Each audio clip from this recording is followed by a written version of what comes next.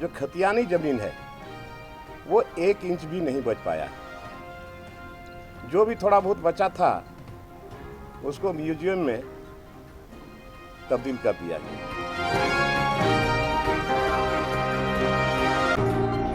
ये कहना चाहेंगे कि जिसके बदौलत बिरसा भगवान के बदौलत यहाँ CNT एक्ट बना, जो यहाँ के लोगों का मूल कवच के रूप में है। लेकिन दुख की बात ये कहना पड़ रहा है कि आज बिरसा भगवान का जो खतियानी जमीन है वो 1 इंच भी नहीं बच पाया। जो भी थोड़ा बहुत बचा था उसको म्यूजियम में तब्दील कर दिया गया। जब हम लोग गए थे तो उन लोगों का कहना था, उनके जो वंशज हैं, कि हम लोगों के लिए एक कोना में थोड़ा सा ज़मीन है, कम से कम एक आदमी के लिए हमको यहाँ पर कोई बनवा दे या हम लोग बना देंगे, हमको यहाँ परमिशन मिल जाए। बड़ा दुख लगा।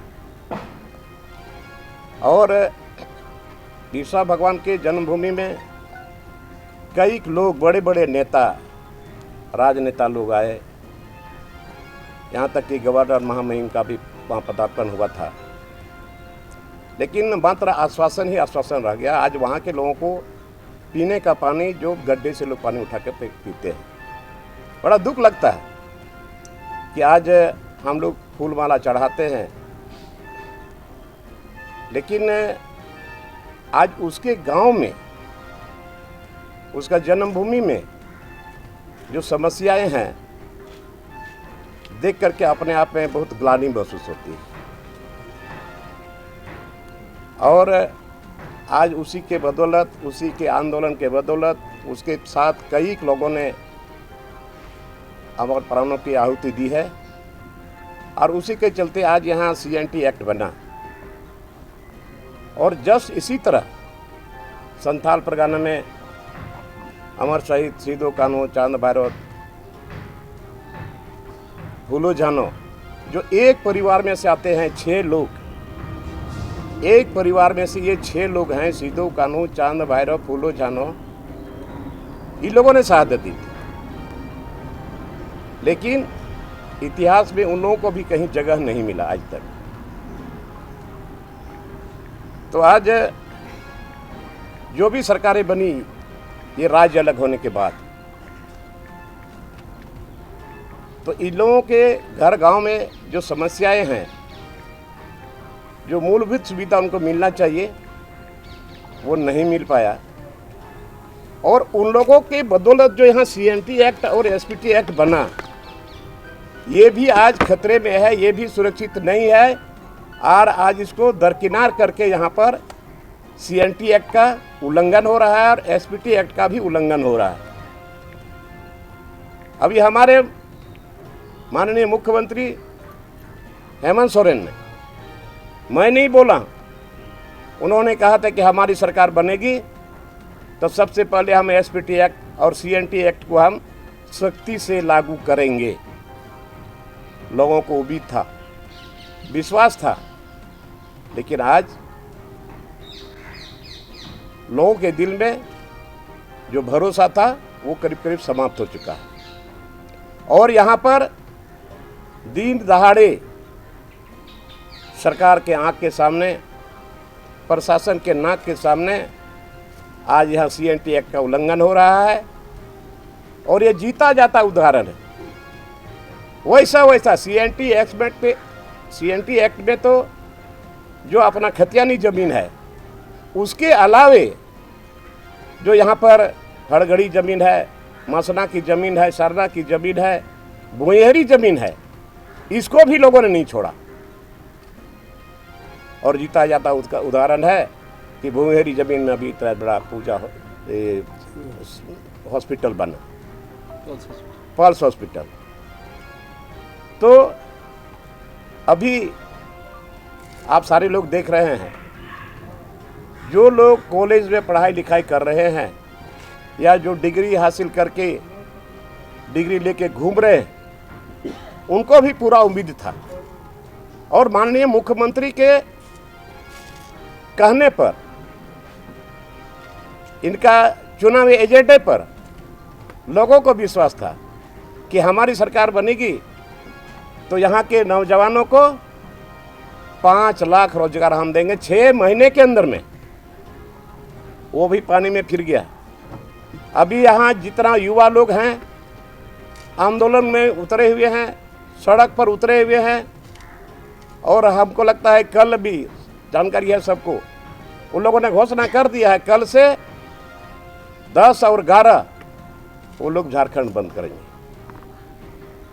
मजबूर होकर के लोगों को झारखंड बंद का आह्वान करना पड़ा और आज मशाल जुलूस भी निकालने वाले हैं। तो ये 60-40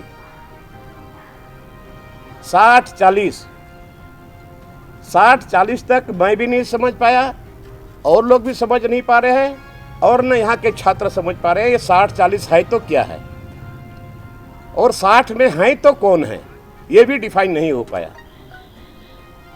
और तो और यहाँ पर जो उन्होंने कहा था कि मैं स्थानीय नीति बनाऊंगा, लेकिन स्थानीय नीति आज तक नहीं बन पाया, जिसके चलते अभी लोगों में ये उधेड़-बुन है।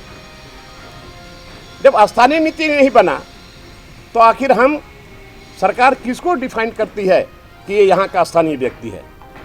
ये 3rd ग्रेड 4th ग्रेड के लिए भी लोगों को आंदोलन करना पड़े, भीख मांगना पड़े, ये तो बहुत शर्म की बात है। और ये सारी बात सरकार के चुनावी एजेंडा में था, इसीलिए लोगों को विश्वास था। लेकिन अभी फिर इधर सरकार ने एक सिगुफा छोड़ दिया कि कंपनी में 75% नौजुवकों को नियुक्ति मिलेगी। मैं कहता हूं कि अभी तक जिस दिन से सरकार ने घोषणा किया कि 75% यहाँ के नौजुवकों को कंपनी में रखा जाएगा, तो सरकार उसका लिस्ट जारी करे, किस किस जिला में, किस किस कंपनी में, कहाँ कहाँ के लोग को नियुक्ति मिली है। सरकार उसका सूची जारी करे, तब न पता चले कैसे मेरी सरकार काम कर रही। और एसपीटी एक्ट, सीएनटी एक्ट, स्थानीय नीति, नियोजन नीति और पैसा एक्ट, जो यहाँ के लोगों के लिए मूल चीज है, यहाँ के मूलवासी, यहाँ के आदिवासी का जो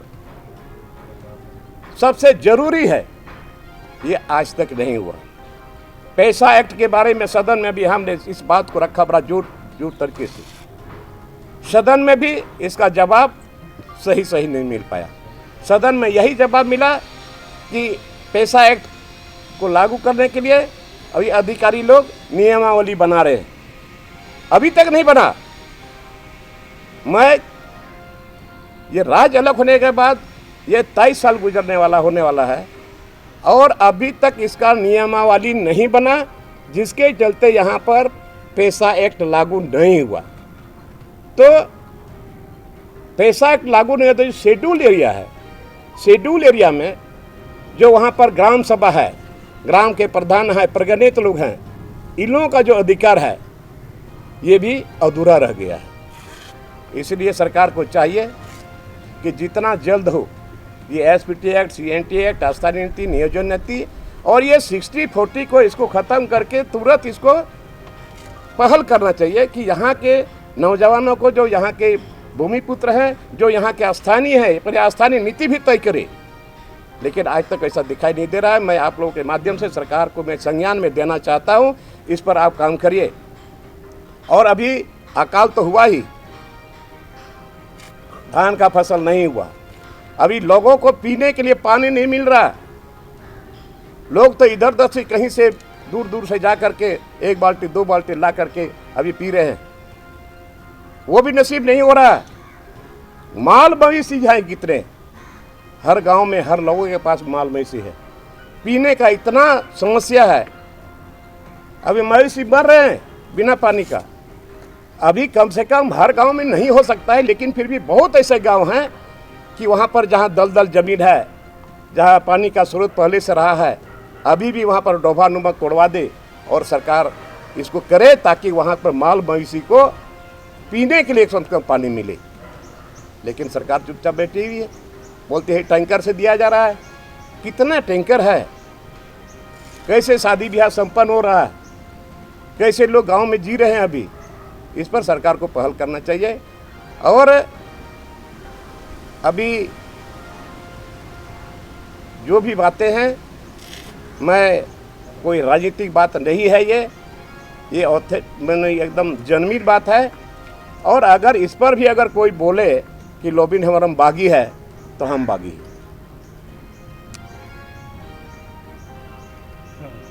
धन्यवाद। समर्थन में है, हम तो कह चुके हैं कि भाई पहले बार भी समर्थन था, अब की बार भी उन लोगों ने, छात्र लोगों ने जो कल से जो आंदोलन करना शुरू किया है, बंद का आह्वान किया है, हम स्टूडेंट के साथ हैं। जिस संगठन ने ये बंद बुलाया है उसने विधायकों और मंत्रियों से और विपक्षी पार्टी के जो विधायक है उनसे भी जो है समर्थन मांगा है।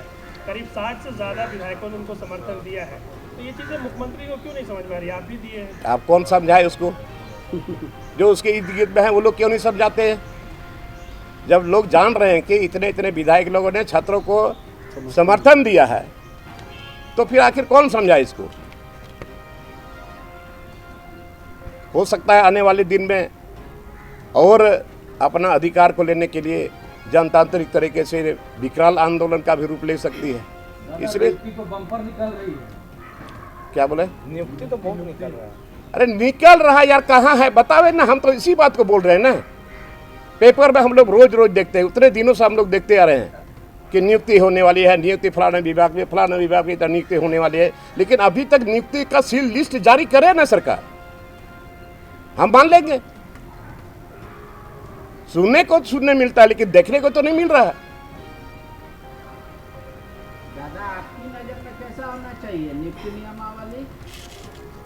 वो तो सरकार का काम है ना, नियुक्ति नियमावली बनावे। पहले आस्था नीति तो बनावे। आस्था नीति नहीं बनेगा तो आप किसको डिफाइन करिएगा?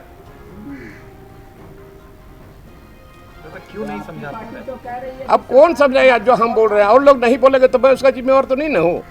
आपकी पार्टी कह रही है कि सरकार ने हर संभव काम कर दिया, विधानसभा से पास करके लोकसभा में भेज दिया, बिना महा के सहमति के ये नहीं हो पाएगा 32। तो उसके बाद सरकार क्या करे? बोले हाथ पे हाथ धर के बैठे। तब हाथ पर हाथ धर के बैठे रहे, तब फिर घोषणा किस बात का? नियुक्ति दे रहे बच्चों को, निकाल रहे फॉर्म। कहाँ निकाला है आप बताइए ना। यही हाल में जो सुप्रीम कोर्ट से जो जीत के आया, वो तो लड़ाई लड़के जीत करके आया है। और उसमें भी हम नहीं कहते हैं माननीय सर्वोच्च न्यायालय का हम समर्थन, हम उसका माने सम्मान करते हैं, फिर भी दिए हैं। लेकिन उसमें भी काफ़ी लोग बाहर के हैं। चलिए जो हो गया, लेकिन अभी क्या हो गया? यहाँ पर स्थानीय नीति बनाने में सरकार को क्या कष्ट हो रहा है? हमने तो कह दिया था पहले भी, ये अगर 32 वाला लेकर के या 60-64 वाला लेकर के इसमें किसी तरह को कोई आप टेक्निकली अगर प्रॉब्लम हो रहा है, तो आप सीधे सीधे करिए कि यहाँ का जो स्थानीय वही है जिसके हाथ में खतियान है।